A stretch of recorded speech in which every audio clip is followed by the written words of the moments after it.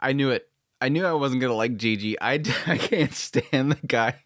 Maybe he'll wear on me. Maybe at some point I'll like him. But for now, I don't like him. It's not that I don't like his personality. I think he's a goofball, and I think he's going to really fit in really well. It's just, it's repetitive. I just hate how repetitive it is constantly. It's, ooh, yeah, oh, you're cute. Oh, hey, it's over and over again.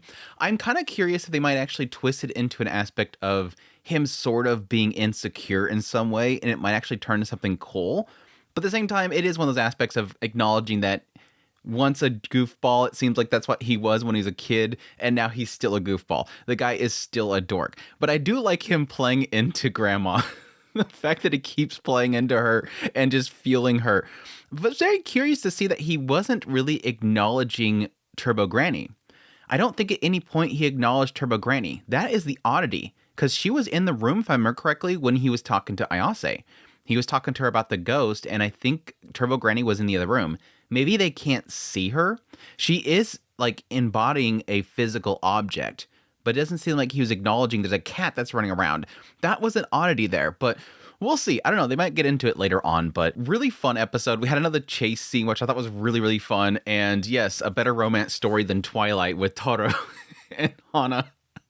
He's not going to give up going up there, my expiration date, and picking her up. They look a lot of fun. So we'll see if they hopefully are something that's like a common thing. It looks like based on the preview for the next episode, it looks like they're going to be sticking around. So that'll be a lot of fun. But yeah, good episode overall. Again, as much as I'm very, very pending on if I like Jiji or not. He seemed like a goofball. He could end up being a fun character. We'll see. I think what direction they might end up going is because of how much Okarun is so like getting jealous over Jiji.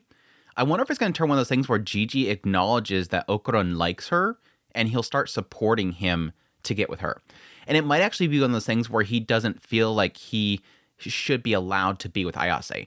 Not so much that he's going to be like, oh, well, I'll support you, bro, and he doesn't like Ayase. I think he likes Ayase. I think he's just going to be so filled with regret that he bullied Ayase in the past, or at least made fun of her, that he's going to feel like he doesn't deserve her, and he'll feel that Okarun is pulling her out of something, and that Okarun should be with her. So I think he's going to turn into somebody that's going to support, rather than it be like a love triangle thing where he's going to be fighting with Okarun for her. But I think for a little bit, it's probably going to be a thing where this is going to be a thing that pushes Okarun to finally confess to her. I mean, the end of the episode is kind of pushing that. I don't want to be in that I don't want to be in that grayness no more. I want to be in that color that you gave me. And he's going to feel like because he doesn't confess to her, he's going to lose her to Jiji, and it's going to push him to say something, which will be really cool. It'll be really cool to finally have somebody present that's going to do that for him. But yes, despite that, yes, his introduction was dorky. Again, I really love him just constantly just berating Grandma with praise and her just loving it. You're a genius. You're a genius. No, nobody pulls my heartstrings just setting all the food on the table. I'm like, yeah, you're a grandma. You're loving it. Shut up. You're loving it.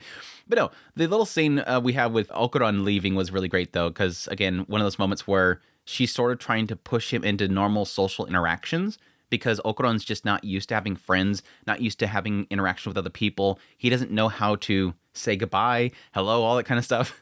So I like that she's kind of trying to get him to play his part rather than her always having to initiate it. No, it's your turn now. It's your turn. You're supposed to say something. It was really cute. Oh yeah, I almost forgot that Shiratori thought that she's trying to collect more demons to cause Ragnarok. And like, she's still stuck on that? Yeah, I think she's still stuck on that whole thing. Girl's never going to change. But no, the scene with Momo and Jiji. Interesting. Again, note the fact that he didn't seem to acknowledge Turbo Granny, even though she was in the room. But additionally, him bringing up this ghost story, that he started seeing ghosts. And yes, immediately that seems like that's something that Grandma picked up on, that possibly it might have a gold ball involved. She could be making up that crap just to get them to go do it for her. Grandma's a little bit manipulative. She's like, no, that's outside of my jurisdiction. It's out of the range of the city. I don't have the power of the gods that we call upon. So you're going to have to do it yourself. And if you do it, I'll get you uniforms. That's her way of getting her to buy, which is dumb because she already promised Ayase that she's going to buy the uniforms for her if she did the impression. She did the impression and she's not going to buy it for her. Don't believe it, Ayase. She's lying. She's lying. She's lying.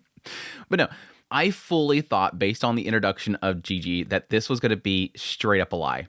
I was just waiting for the punchline. Like, he's telling some big, broad story about how, like, he sees ghosts and everything like that, and he regrets making fun of her. He sees ghosts now. There's this one in his house, and I'm just waiting for the punchline of, like, just kidding.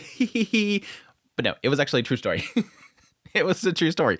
I was a little bit surprised about that. But no, yes, that there's this ghost that's in the house that his family moved to that he started seeing. He tried to ignore it. Then at some point, it showed itself to Jiji. That's an interesting thing, that it went out of its way to show itself to Jiji. He wanted to ignore it, but it wanted to show itself. I almost thought it might be one of the Serpos because the face looks kind of like a Serpo, but it seems like it's trying to push it more towards the idea of it being a ghost, which is interesting. Yeah, I knew when he first brought up the idea that the two parents were in the hospital, I'm like, okay, there's got to be something, it's got to be something supernatural related. And unless it's a car accident, you typically don't have both parents have to go to the hospital at the same time unless it's some sort of accident of some sort. So I assumed it was probably going to be something supernatural related. And that's, yes, they're bringing up Seiko Ayase. The grandma is going to be the one to do it. But then again, it's outside of jurisdiction. Again, she accepted it fully knowing that she couldn't do that. It's outside of the area that I can do it. So she automatically right there was already signing them up. Again, interesting. We'll see where that goes. Interesting to see that Jiji already can see them, and this is not going to be a case of similar to Shidatori where he gets the powers at some point during the story. He's already got it. But I still like the fact that he is technically right here trying to undo what he's done before. Like, I always made fun of you before. Now I can actually see them. Now I can see that that was a massive mistake, and him actually apologizing. Again, based on the fact that this is actually a true story, that there really is a ghost, it at least shows that sincerity there that he's trying to undo it. And yes, technically finally seeing him in sort of a serious light for once. But now that's when we have the next day. We get to see Okarun's extreme, massive jealousy.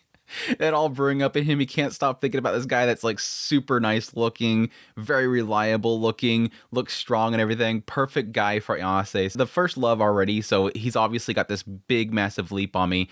But I like the fact that it seems like during this entire time, it's not so much in his mindset that he's jealous because he likes Ayase and wants to be romantic with Ayase. It's more of an idea that if Ayase gets back with him, then that might possibly lead to her not wanting to be friendly with me. It's just strictly in a mindset with Okarun right now where it's just, I don't want to lose a friend.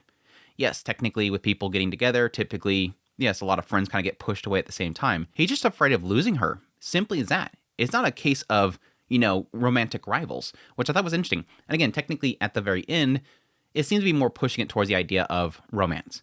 And the idea that she brought all this color, hey, that's similar to me. This mannequin talking to this other mannequin in a garbage heap, it kind of sounds like me. It sounds like my situation here. And this guy, he's calling it love. Okay, maybe that's making that connection there for Okarun, for him to possibly see that, okay, what I'm feeling right now might be more than just friendship. But again, the GG stuff with his introduction, again, it was fine. Again, I'm still trying to like the guy. Him just swooning over every single person in the room. He's even went over Miko and Muko. Well, now Muko was just like getting a kick out of it, but it's like him just going over there, immediately wins over Miko. It's out to Muko as well. Muko's just like, yeah, oh my gosh, this guy's really funny. And then, yes, announcing to the entire class that they're living together and that they were approved by their parents to be in a romantic relationship. I don't know. That's one of those realms where it's like, I kind of... This is where I kind of start hating the guy even more. And the idea that he's announcing this to everybody. And I'm kind of curious. What he's doing. And again, this could be in that realm where I wonder if Jiji is trying to push Ayase and Okarun, trying to help out Okarun. Maybe it might come later on where he, flashes back to where, yes, when I first walked in that house, I seen you. I seen that jealousy. I see the two of you interacting together. You look like you're together. You look like something's happening here. And I'm trying to push it towards that direction. So there's a good chance he may have brought that up for the sake of trying to push the two of them. I like the fact that Muko speaks up. Was it Muko or if it was Miko? They actually speak up and they're like, no, you can't have Momo. She's already got Okarun. These girls are totally backing her. These girls are totally backing Okarun. I love it. I love the fact that they're like, yeah, we know that Momo likes him. We're going to back him up. I love it. But no, we have Okarun doing his workouts. Ayase comes out there, pretty much proved to everybody, if you didn't know already, that yes, Ayase wants to be with Okarun. It's despite the fact that Okarun's afraid that Jiji is going to steal Ayase away from him. It's like right here is a proof right there. He, instead of hanging out with him and the other girls, she's going out of her way to hang out with him.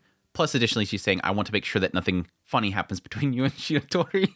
She's trying to keep an eye on her boy and offers to actually feed him while he's working out. Okay. We could actually do that. But no, and then Jiji shows up and again kind of gives Okarun another kick in the stomach as they have that kind of little special bond. And I think that's something that comes up with a lot of kind of more childhood friend type of characters, that little special bond the two of them have that you just can't really understand. That pre-established connection is really what it is. And it really kicks Okarun immediately and kind of pushes him away. Like, this is probably better. He's immediately assuming that Ayase is going to be with Jiji. And I think that's kind of a bad mindset to be in, but he can't help it. He just falls right into it. Like, yeah, obviously he's a better choice. I would be better off just walking away before, yes, Toro shows up.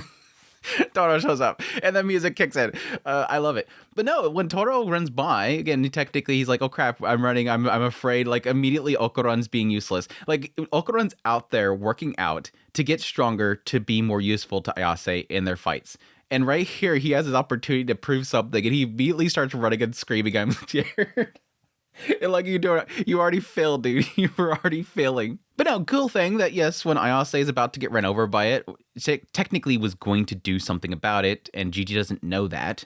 Jiji actually saves her, tries to protect her, which I thought was actually pretty cool. But no, she sees the golden ball, grabs it, gets carried away. Okarun goes to chase after them. I love how he takes a moment to put the shoes off the side. Then the music's kicking on, put the shoes off to the side, and then dart after it. I loved it. And again, the whole sequence was amazing. It's similar to the whole situation when they were first running away from Turbo Granny. Just love the music. It's so fitting. It's got a great mix to it. Just the running through the streets. Yes, technically he does save Ayase. Finally, for once, Okarun saves Ayase. Thank you. He does a good move for once. He actually protects her for once. It's been like the score for how many times Ayase has saved Okarun is just massive. And finally, Okarun gets 1 point. 1 point comes up. I love Jiji the entire time thinks that Okarun's a bad guy. But no, the thing gets away. And the first thing that Ayase does is she has the heart in her hand. And she starts pounding it to try to figure out where he's at. She's just pounding this thing, just squeezing it to figure out where he's at. To be honest, I thought it was going to be Toro's thing. I thought he was going to be a mannequin that actually had a thing. A lot of mannequins don't have that down there. But yeah, they should. And yeah, I thought it was going to be his unit, and it turned out to be his heart. And I was convinced, is this censorship? I was like convinced, is this going to be censorship? Was she actually using that? And I checked the manga, and the manga is his heart too. So it thematically, it fits to the situation, but at the same time, I was convinced it was going to be the Thing's unit. Missed opportunity there. It just seemed like it fit to the theme of dandadan with, Okarun losing his unit, or it could be a golden ball. The mannequin's not golden ball. But no, they show up to Toro, and he's like, you're not going to stop me. He's got this other mannequin there, Hana, that apparently has been retired. She is too old. She's out of date, so they got rid of her, and he's been trying to get to her. So there comes the question. I don't think Toro is going to have Okarun's ball. I really don't. I mean, Ayase is pretty convinced that she's seen it, and she's like telling this thing, show me your golden ball. Show me your golden nut. They're like, there's a better way of asking that. But no, she's convinced that she's seen it, but it was technically jumping over her. It could have been her looking up and just seeing the sun and just assuming that it's going to be a golden ball. But I'm going to assume that it's probably not. It would make sense why this thing suddenly came to life and ran off, but that could have easily been Shiratori when she had the ball. She could have gone close to the thing, and then Hana got taken out, and then it went running after her at that point. I don't think it's going to be this easy. I don't think the thing's going to have the other ball. I think the other ball is going to be for later on. But we'll see. We'll see. Again, my prediction is going to be Shiratori. We find out later on, Shiratori went into that lab at some point with a ball. It made the two of them come to life. They were romancing each other for a while now. And then suddenly, this day right here, they took Hana and ran off with it. And that's why he suddenly got the energy to run out there and go find her. That's what probably going to turn into. But still, again, jokes aside, yes, better love story than Twilight. I kind of felt a little emotional for this guy just clambering up the trash pile trying to find his beloved. And the entire time, Okarun's just getting all like inspiration in himself about how, bringing color into life and all that kind of stuff, and not wanting regrets and just making the decision to fight for the one that you love. It was cool. It was a cool little conclusion to the episode. But yeah, that's the episode. Really fun episode. Looks like based on the preview of the next episode. If people don't like to see the previews, you can skip now. But based on the preview of the next episode, looks like they're going to be going to the house and checking out this ghost. So we'll see how that turns out. There was the back of the head of something in the hot springs with Ayase that reminded me of a certain character of a very popular H series. So that kind of creeps me out. But a lot of them look like zombies. I don't know. Maybe they have zombies in the next episode. I don't know. We'll see. But looking forward to it either way. Hope you guys enjoyed this video. As always, if you did, hit the like button down below. Comment. Let me know it's the episode. If you're new here, make sure to subscribe before you leave. Like this content, you want to support channel more. Links in the description below. Greatly appreciate it, as. And until next time, y'all take care.